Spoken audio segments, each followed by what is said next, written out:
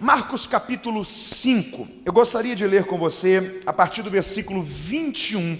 É um texto muito conhecido por nós, mas eu gostaria de extrair algumas meditações dessa palavra para a sua vida nesta noite. Está escrito assim: tendo Jesus passado no barco para o outro lado, ajuntou-se a ele uma grande multidão, enquanto ele estava junto ao mar.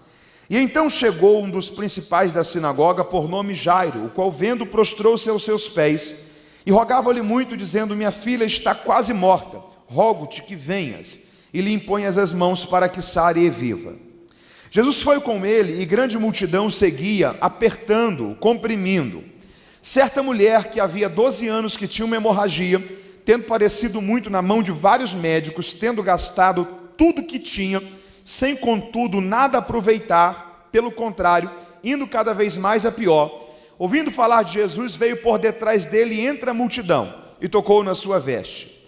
Dizia ela: se eu tão somente tocar nas suas vestes, eu sei que eu serei curada. Imediatamente se lhe estancou a hemorragia, e ela sentiu no seu corpo estar curada daquele flagelo. Jesus, conhecendo que de si mesmo saíra poder, voltou-se na multidão e perguntou: quem me tocou? Responderam-lhe os discípulos: mestre, vês que a multidão te aperta e dizes: quem me tocou? Porém ele olhava em redor para ver quem isto fizera. A mulher, que sabia o que tinha acontecido, temendo e tremendo, aproximou-se, prostrou-se diante dele e lhe declarou toda a verdade. Ele lhe disse: filha, a tua fé te salvou, vai em paz, seja curada de todo este teu mal. Estando ele ainda falando, chegaram alguns da casa do principal da sinagoga, quem disseram: tua filha está morta, não incomodes mais o mestre. Jesus, porém, tendo ouvido essas palavras, disse a ele: não temas, crê somente. E não permitiu que ninguém o seguisse, a não ser Pedro, Tiago e João, irmão de Tiago. Tendo chegado à casa do principal da sinagoga, viu o alvoroço, os que choravam muito e planteavam, e ao entrar lhes disse: por que vos alvoroçais e chorais? A menina não está morta, apenas dorme. Aquelas pessoas riram dele. Tendo ele, porém, feito sair a todos, tomou consigo o pai e a mãe da menina, e os que vieram com ele, e entrou onde ela estava. Tomando-a pela mão, disse: Talita cumi, que significa: menina, te ordeno, levanta-te. Imediatamente, a menina, que tinha 12 anos, levantou-se e começou a andar. Então assombraram-se todos com um grande espanto, mas Jesus mandou-lhes expressamente que a ninguém contassem, e ordenou que dessem de comer a menina. E se você leu comigo, diga amém. Se a sua atenção está voltada para essa palavra, diga graças a Deus. 3 milagres, Jesus realizou em Marcos 5. Marcos 4 termina com Jesus encerrando uma mensagem para uma grande multidão e despedindo essas pessoas para que voltassem para as suas casas. De repente, a Bíblia diz que ele faz um convite, em particular, aos discípulos, para que eles entrassem em um barco e atravessassem o mar da Galileia, indo para Gadara. O primeiro milagre de Marcos 5 é a libertação do endemoniado de Gadara.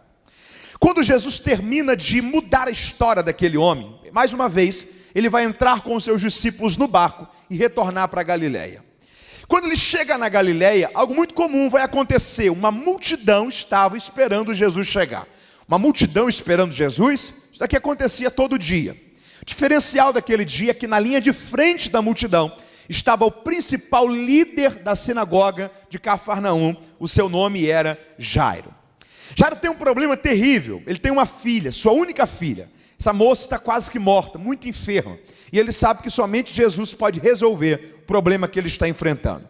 Ele se prostra diante do Senhor, ele diz: Senhor, eu vim aqui para te pedir socorro. Eu vim aqui para pedir que o Senhor vá lá em casa e cure a minha filha, transforme a realidade que a minha filha está. Jesus está indo com Jairo, só que de repente uma mulher, você pode repetir comigo, diga uma mulher. Nós não sabemos qual o nome dela, nós não sabemos muita coisa sobre ela. Na verdade, nós apenas identificamos ela por causa da enfermidade que ela possuía. O que nós chamamos de um fluxo de sangue, você sabe muito bem que é um problema, um distúrbio hormonal que essa mulher vivenciava. O ciclo menstrual dela não era fixo em um período, era descontrolado. Se essa mulher fosse brasileira, legal. O problema aqui é que essa mulher era judia. E a lei dos judeus dizia que no período menstrual, cerimonialmente, as mulheres ficavam cerimonialmente impuras. E elas tinham que sair da cidade para um arraial do lado de fora, onde ficavam as mulheres no mesmo período. E a lei dizia que se essa mulher tivesse esse problema de forma constante, como essa mulher tinha, para que não houvesse o perigo de contaminação cerimonial, um contexto do Antigo Testamento para a cidade, para o templo e para a sinagoga, essa mulher tinha que, quando findava o ciclo, contar 7 dias. Quantos dias? 7. E a lei dizia que no pôr do sol do 7º dia, ela voltava, procurava o sacerdote, oferecia uma oferta de purificação, aí sim, cerimonialmente ela estava limpa, pura de novo, e poderia retornar para a cidade, para a sua casa, para o seu convívio social. A questão é que, há quanto tempo que essa mulher aqui não tinha esses 7 dias ininterruptos? Há quanto tempo ela não ia em casa? Há quanto tempo ela não abraçava os pais, ou se era casada, a família? O que eu estou te falando é que essa mulher aqui, ela é uma mulher com todas as características de alguém com muitas perguntas sem respostas. Sou filha de Abraão, por que Deus permitiu isso daqui comigo? Essa mulher aqui é uma mulher emocionalmente ferida. Ela carrega consigo dores silenciosas, perguntas sem respostas, aflições na sua alma, situações que ela tem que aprender a conviver dia após dia, e aquilo vai martirizando, trazendo aflição, trazendo dor, e nunca essa mulher havia conseguido o fim para aquela aflição. Deixa eu te dar uma boa notícia esta noite. Jesus ainda restaura pessoas emocionalmente feridas. A cura aqui não é só para o físico, é para as emoções, é para as perguntas, é para as crises, é para uma alma que está ferida, é para alguém que já está há 12 anos lutando com forças, com perseverança, com recursos, com medicina, com médicos, e nada consegue resolver. Mas essa mulher ouve uma notícia, Jesus vai passar pela nossa região e pela nossa cidade. Deixa eu pensar uma coisa aqui com você acerca dessa mulher. Junto com essa mulher aqui, tinha outras pessoas enfermas daquela multidão, sim ou não? Sim, muita gente querendo um milagre. Além dessa mulher aqui, outra pessoa é curada nesse contexto? Não. Agora deixa eu te fazer uma pergunta bem crucial para uma construção de raciocínio aqui. Se essa mulher não tivesse tocado no Senhor, ela teria sido curada? Provavelmente não. O que eu preciso que você entenda é que a cura dessa mulher está totalmente ligada com uma atitude que ela teve de tocar em Jesus. Você assimila isso comigo? Essa mulher está ensinando uma coisa para a gente muito especial. Escute isso. Existem mudanças que só irão acontecer na sua vida se você provocá-las, em vez de esperar que elas aconteçam naturalmente. Existem realidades que você só vai passar a viver uma nova fase, um novo ciclo. Existem situações que você só vai conseguir transicionar por completo essa realidade, se em vez de cruzar os braços e esperar que as coisas aconteçam naturalmente, você tenha uma atitude de vivenciar uma nova história, de fechar essa fase. Você ter coragem de dar um passo que vai te levar a uma nova realidade de história, de destino e de futuro para a sua vida. Essa mulher está entendendo isso, que a cura dela, que o milagre que ela vai viver, está totalmente ligada a uma atitude. Você pode repetir comigo? Diga: uma atitude. Eu ouvi uma história uma vez que eu achei ela muito interessante. Um pastor, o nome dele é Robert Madu, ele é pastor em Atlanta, ele é pastor em Dallas, no estado do Texas. Ele recebeu um convite para pregar em Atlanta, no estado da Geórgia. E quando ele chegou no aeroporto de Dallas, as portas do aeroporto fechadas, quase já a hora do check-in, do embarque, ele começou a ficar preocupado. Ele disse: não é possível. Eu tenho certeza que Deus quer que eu vá a Atlanta para pregar. Eu tenho certeza que há uma palavra de Deus no meu coração para compartilhar com aquelas pessoas. Eu tenho certeza que há um propósito de Deus para que eu vá até lá. Como que as portas do aeroporto estão fechadas? E passou 1 minuto, 2, 5, 10 minutos. De repente ele se aproximou um pouco e a porta do aeroporto se abriu e ele entrou dentro do aeroporto. Ele foi até o banheiro, o toalete. E quando ele terminou de usar, que se levantou, sem ele precisar apertar nada, a descarga foi ativada. Ele parou e ele disse assim: uau, Deus deve ter algo muito extraordinário para fazer nessa viagem. As coisas estão acontecendo de um modo muito prático. Ele chegou para lavar a mão, quando ele colocou a mão no lavabo, sem que ele precisasse apertar nada, automaticamente desceu água da torneira. E ele disse, as coisas estão acontecendo dentro de uma zona de convergência muito fantástica. E enquanto ele está falando isso, a reação que eu tive é a que você está tendo. Será que ele não havia percebido que em ambientes como aeroportos as coisas funcionam por meio de sensores? Se você se aproxima de uma porta, ela se abre. Se você se levanta, a descarga é ativada. Se você coloca a mão, desce água ali sem que você precise apertar nada. E a lógica que ele disse é a seguinte: você precisa entender que existem coisas que já estão prontas para acontecer na sua vida, mas enquanto você não se posicionar em relação a elas, elas permanecem prontas, sem ainda acontecerem. Existem coisas que só vão mudar se você provocar essas mudanças. Existem ciclos que só vão findar se você tiver uma atitude de romper com tudo aquilo que está te prendendo a uma realidade que você sabe que Deus não tem prazer nisso para a sua vida. Deixa eu crer numa palavra de Deus, deixa eu profetizar essa palavra de Deus. Deus vai te dar graça, coragem, para que atitudes extraordinárias em Deus possam te levar a viver o início de uma nova fase de Deus para a história da sua vida. Você precisa se mover e Deus vai te ajudar e o nome dele será glorificado sobre a sua história.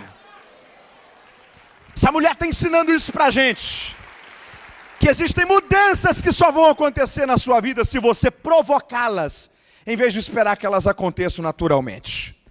Ela toca nas orlas das vestes do Senhor, porque ela diz no seu coração: se eu tão somente tocar, certamente eu serei curada. O Senhor para e o Senhor faz uma pergunta: quem foi que me tocou? Os evangelhos falam que é Pedro que toma a iniciativa e fala assim: Senhor, peraí, onde o Senhor está o espaço é sempre pequeno, sempre alguém esbarra no Senhor. E o Senhor pergunta: quem me tocou? Eu tenho a sensação que Jesus disse para ele: a questão não é Pedro, o que bateu em mim. A questão, Pedro, é o que saiu de mim. Porque de mim saiu virtude. Existiu fé, propósito envolvido. Quem foi que me tocou? O curioso é que essa mulher aqui, cerimonialmente, ela está num período impuro. E a lei dizia que quando pessoas impuras tocavam em outras pessoas, cerimonialmente essas pessoas também ficavam impuras. Só que Jesus é tão especial, que quando alguém impuro tocava nele, além dele não ficar impuro, era a pessoa que ficava limpa. Levante uma de suas mãos. Eu estou dizendo a você em nome de Jesus, não importa talvez qual é a realidade de impureza que ainda existe na sua caminhada, Deus é poderoso para que através do seu contato com Ele, Ele limpe você, purifique você, transforme você e te leve a viver uma nova realidade de vida. Essa mulher toca nas orlas das vestes do Senhor e no mesmo instante ela sente-se curada. Quem foi que me tocou? A mulher, temendo e tremendo, conta a sua história. E o Senhor olha para ela e fala assim: filha, vai em paz e seja curada de todo este teu mal. Só tem um problema. Quem é que está em pé aqui do lado esperando tudo? Já. Se você está na fila do açougue, sua senha é 587. O camarada pegou a 588 e é atendido primeiro que você. Você faz o quê? Opa! A gente faz isso com carne. Imagina com milagre para filho. Quando você visita Israel e vai a Cafarnaum, você consegue visitar até hoje as ruínas de Cafarnaum. O Mar da Galileia está a 50 metros à frente. Na cultura judaica, os líderes das sinagogas moravam no entorno das sinagogas. O que eu estou te falando é que Jesus descer do barco, vindo de Gadara, encontrasse com Jairo pedir socorro. Se essa mulher não tivesse entrado na história, 5, no máximo 10 minutos, era tempo suficiente para Jesus chegar na casa de Jairo, possivelmente com essa menina ainda viva. O sentimento de Jairo provavelmente é: por que ele não foi primeiro lá? Por que ele deixou essa mulher entrar na história? Porque nesse tempo que ele perde aqui, chega alguém da casa de Jairo e fala assim: você não precisa incomodar mais o mestre, sua filha já está morta. Só que quando falam isso para Jesus, Jesus libera sobre Jairo uma palavra que ele está liberando sobre você esta noite. Jesus olhou para ele e disse o seguinte: não temas, crê somente.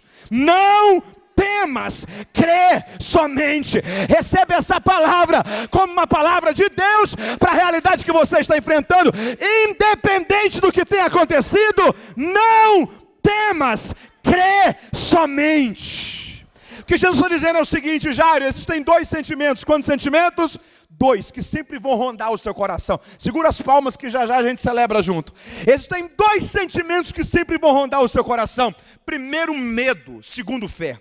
Quando ele diz não temas, o que ele está dizendo é rejeite o medo. Quando ele diz crê somente, o que ele está dizendo é o sentimento que você tem em se agarrar a ele, é a fé. Escute isso, tudo na sua vida, tudo. Medo e fé vão rondar o seu coração. O medo sempre vai dizer para você, desiste. Não tem mais jeito, entrega os pontos, não há mais saída. A fé sempre vai te falar, levante a cabeça, Deus pode mudar, Deus pode resolver, Deus pode transformar. Qual é o sentimento que você tem se agarrado, medo ou fé? Pedro fala uma coisa muito interessante, ele usa uma figura de linguagem, ele fala o seguinte, ó, o diabo, nosso adversário, vem contra nós, rugindo como um leão, buscando a quem possa. Quando você estuda a vida do leão, você vê que a vida do leão como caçador é feita de diversas fases. A única fase que ele utiliza rugido para caça é na velhice. A única fase que o leão utiliza rugido para instrumento de ataque é na velhice. Ao ponto que ele vai envelhecendo, sua velocidade não é mais a mesma. Ele não consegue mais correr sobre a vítima e alcançá-la muitas das vezes. Então ele começa a se aproximar das vítimas e não correr mais sobre elas, mas se agachar e começar a rugir. De algum modo ele entende que a percepção de que há um leão por perto traz intimidação. E quase sempre quando há essa sensação de intimidação, de há um leão por perto do rugido, há uma dispersão. E a manada vai cada uma para uma direção, A ideia de rugido no leão para ataque é utilizado na velhice.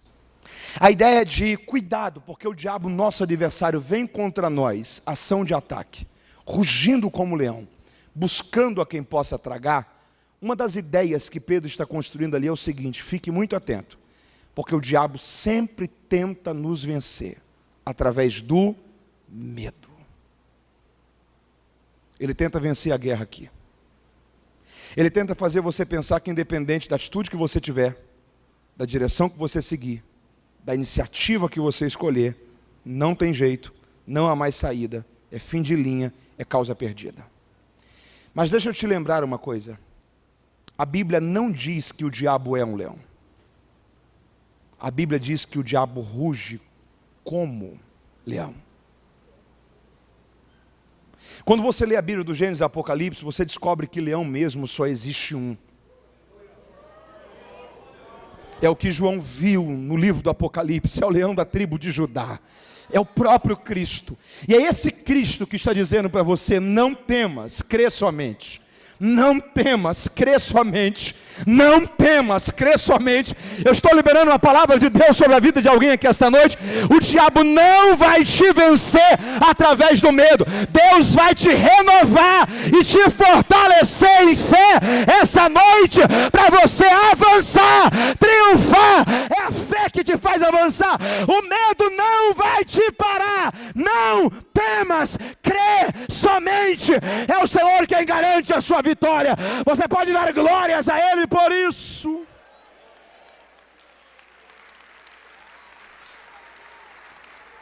O sentimento de Jairo é tentativa de desistência. A palavra de Jesus é para aplacar isso. O que Jesus está dizendo é o seguinte, Jairo, peraí, medo não.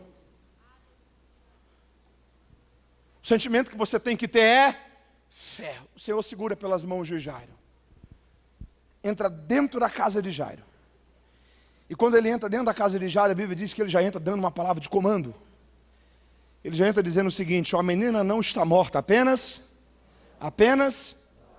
O texto diz que aquelas pessoas riram de Jesus. A maioria dos comentaristas trabalham que ali são carpideiras. Eram mulheres viúvas, na sua grande maioria, dentro de um contexto que o machismo imperava e a mulher praticamente tinha o seu valor atrelado apenas a poder gerar filhos. Mulheres viúvas, na grande maioria, infelizmente, naquele contexto, não tinham tanta valorização. E muitas delas mantinham a sua sobrevivência através de carpideiras. Que era a questão de você ir, por exemplo, num velório e manifestar luto, chorar, tristeza, criar um sentimento de comoção, criar um ambiente de comoção. A grande maioria dos comentaristas trabalham que aqui são carpideiras que já estavam dentro da casa de Jairo. O Senhor está chegando dentro desse ambiente, Ele está dizendo, essa menina não está morta, essa menina apenas dorme. E o texto diz que essas pessoas riram, essas pessoas fizeram o quê? Espera aí, essa risada aqui não é de alegria, essa risada aqui é de deboche. Essa risada aqui é coitado, o senhor não sabe o que o senhor está falando. Deixa eu falar uma coisa aqui. Existem situações que Jesus permite acontecer na vida da gente para mostrar para a gente quem são as pessoas que estão por perto. O que Jesus, em outras palavras, está dizendo é o seguinte: Jairo, esse tipo de gente que você está deixando ter acesso à sua casa. Porque se essas pessoas quisessem mesmo o bem, elas não iriam zombar, mas elas iam dizer: que bom que ainda tem jeito, que bom que o Senhor chegou, que bom que essa realidade ainda pode mudar. Mas quando elas estão zombando, na verdade elas não estão zombando de Jesus, elas estão zombando das expectativas de Jairo. Antes do Senhor ressuscitar essa menina, a Bíblia diz que o Senhor colocou essas pessoas para fora. Há momentos que Ele tem que refazer o time, refazer o ciclo, selecionar companhias. E deixa eu dizer uma coisa, e falo isso com muita responsabilidade essa noite: deixe Deus fazer o que é necessário ser feito acerca de pessoas que caminham por perto. Essa menina não está morta, ela apenas... Só que a menina estava morta ou dormindo? Morta. Já percebeu que Jesus sempre chamou a morte de sono? Lázaro havia morrido, ele disse: Lázaro não está morto, Lázaro apenas... Mas Lázaro estava morto ou dormindo? Morto. Escute isso. Por que Jesus sempre chamou a morte de sono? Essa aqui sempre foi uma forma dele trazer o poder dele dentro de uma linguagem que você entenda. O que eu estou dizendo é o seguinte: eu não quero que você veja isso com os seus olhos, eu quero que você veja isso com os meus olhos. Como assim, Senhor? A mesma facilidade que você tem para despertar alguém que está dormindo é a mesma facilidade que eu tenho para trazer de volta alguma coisa que morreu. Então não veja isso com os seus olhos, veja com os meus. Uma só palavra dele pode mudar tudo. Você está entendendo isso essa noite? Levante uma de suas mãos aos céus, deixa eu profetizar isso aqui de Deus para você. Deus vai te ajudar a começar a enxergar, não com o olhar da sua dificuldade ou da sua limitação, mas com o olhar do poder dele sobre a sua vida. Isso não é morte, é sono. Uma só palavra dele pode fazer tudo voltar ao normal. Quem pode celebrar a ele por isso? Não veja com os seus olhos, veja com o meu. Ela não está morta, ela apenas dorme. O Senhor toca sobre a menina e a Bíblia diz que ele diz: Talita cumi. Talita aqui não é o nome da menina, a expressão Talita aqui é uma expressão em aramaico que significava menina. Na verdade o que Marcos está fazendo é transliterando do aramaico para o português. No primeiro século da era cristã, a língua que o povo falava era aramaico. A elite falava o grego, o hebraico era uma língua praticamente morta depois do exílio, no século V a.C. Jesus falava o aramaico. Marcos está transliterando e os tradutores para o português mantêm a tradução do modo que Marcos transliterou no aramaico, Talita cumi, que traduzido para português significa menina, te digo, levanta-te. E a Bíblia diz que na mesma hora, no mesmo instante, a menina se levantou. Se esse milagre tivesse terminado aqui, já teria sido extraordinário. Só que antes do texto terminar, a Bíblia diz que Jesus olha para os pais e diz assim: agora dê de comer a. O que é mais fácil, você ressuscitar alguém que está morto ou dar de comer alguém que está com fome? Depois de pedir algo realizar algo tão inexplicável, Jesus vai pedir algo tão básico: alimentar alguém que precisa comer. Talvez daqui é para a gente olhar e dizer o seguinte: Senhor, mas o Senhor acabou de fazer algo tão inexplicável que nós nunca, pelos nossos recursos humanos, conseguiríamos fazer. E o Senhor nos pede algo paralelo ao que o Senhor está fazendo. O Senhor acabou de ressuscitar a menina e o Senhor pede para a gente para dar de comer agora para ela. O que Jesus está ensinando aqui é um princípio para a vida da gente. O que ele está dizendo é o seguinte: se vocês não alimentarem essa menina, ela pode morrer de novo. E se ela morrer de novo, não é porque não fui eu que a fiz viver, mas foi porque faltou zelo na sua responsabilidade de cuidar. Há tanta gente que Deus restaurou família, sonho, casamento, projetos, empresa, saúde, chamado. E a pessoa foi esmazelada, negligente, não cuidou, não alimentou, não dedicou-se, morreu de novo. Por quê? Porque não foi Deus que fez viver? Não. Porque a gente tem que entender que Ele nos confiou a responsabilidade de manter vivo aquilo que Ele quer que viva. Eu estou encerrando essa palavra essa noite, mas eu preciso dizer isso aqui para você. Alimente o que Deus está fazendo viver em você. Dê de comer a isso, mantenha isso vivo, traga isso para o coração.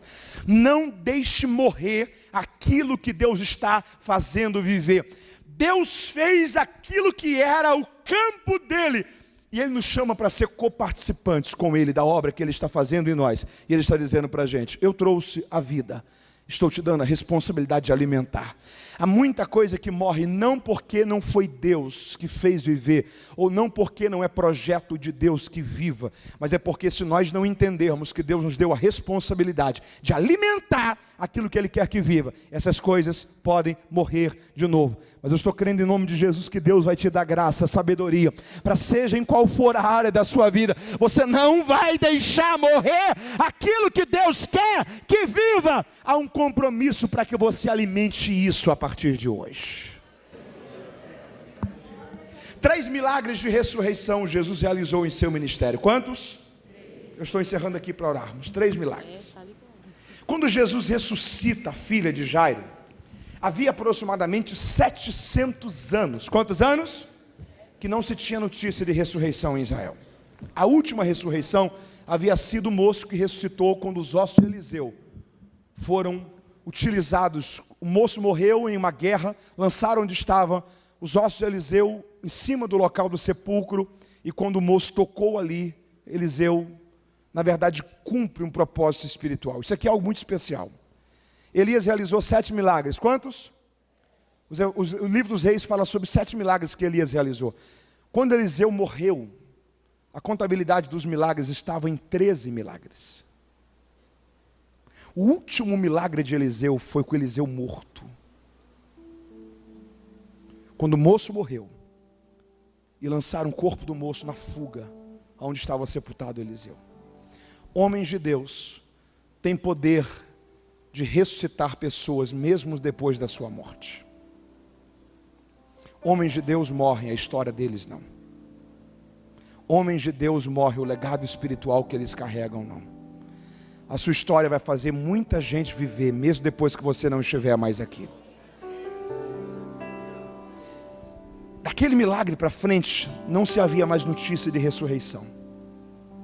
O primeiro milagre que Jesus ressuscita na sequência, filha de Jairo, minutos morta, talvez hora. O segundo milagre de ressurreição que Jesus realiza é o filho da viúva de Naim. Filho da viúva de... estava um dia morto. Quanto tempo? E o terceiro milagre que Jesus ressuscita é Lázaro, que estava quantos dias sepultado? Olha isso daqui. Primeiro ele ressuscitou alguém que acabou de... depois ele ressuscitou alguém que estava um dia, e depois ele ressuscitou alguém que estava 4 dias. Há uma crescente, há uma medida progressiva. Deixa eu te falar uma coisa aqui. Deus não é Deus de medidas menores. Deus é Deus de medidas cada vez maiores. Eu estou encerrando essa palavra, mas eu estou profetizando algo de Deus sobre a sua vida esta noite. Os seus melhores anos ainda estão para chegar. Os melhores anos da igreja brasileira nessa nação ainda estão por vir. As maiores experiências com Deus que serão vivenciadas nessa nação ainda serão experimentadas. Deus é Deus de medidas cada vez maiores.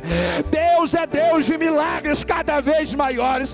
Deus é Deus de visitações cada vez mais profundas. Deixa eu liberar uma palavra de Deus sobre você. O que há de mais especial de Deus para acontecer sobre a sua história ainda está para chegar, ainda está para chegar, ainda está para chegar. Deus é Deus de medidas cada vez maiores. Quem recebe essa palavra, coloque-se de pé glorificando a Deus por ela em nome de Jesus. Coragem, alguém perto de você, diga para essa pessoa: Deus é Deus de medidas cada vez mais surpreendentes.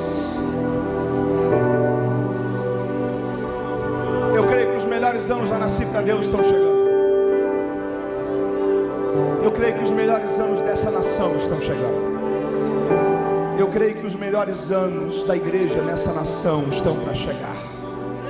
Deus tem medidas maiores, Deus tem medidas maiores, Deus tem medidas maiores, Deus tem medidas maiores, Deus tem medidas maiores, Deus tem medidas maiores. Você pode concordar com isso em oração agora? O Senhor é o Deus que ressuscita, o Senhor é o Deus que liberta, o Senhor é um Deus que renova realidades. O Jesus que libertou o endemoniado de Gadara em Marcos 5, o Jesus que restaurou as emoções e curou as feridas físicas da mulher do fluxo de sangue em Marcos 5, é o Jesus que também ressuscitou a filha de Jairo em Marcos 5. Deixa eu te dar uma boa notícia. O milagre que você precisa, seja qual for ele tem.